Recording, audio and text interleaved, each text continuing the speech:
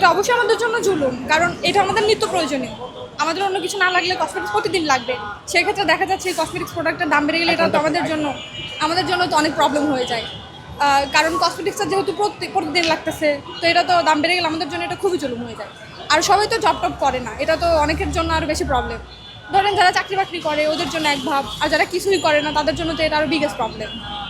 তো এই তো আর কি, মানে এটা আমাদের জন্য খুবই জরুরি। এটার জন্য আসলে সরকারের কাছে কি বার্তা দিতে চান?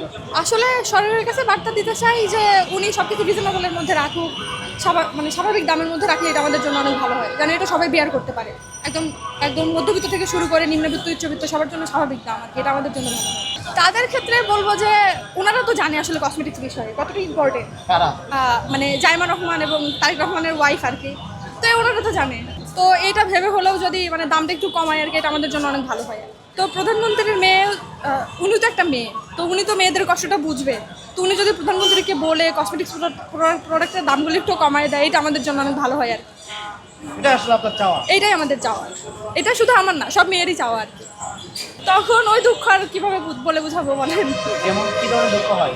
মানে তখন একে তো নিত্য প্রয়োজনীয় লাগবেই, তারপর আমাদের কাছে পর্যাপ্ত টাকাও থাকে না, তো ওইটাই সবচেয়ে বড় খারাপ লাগে আমাদের আর কি। কারো বলতে পারে না? কারো বলতেও পারি না, আবার এটা নিতেও পারি না, এটা হচ্ছে সমস্যা।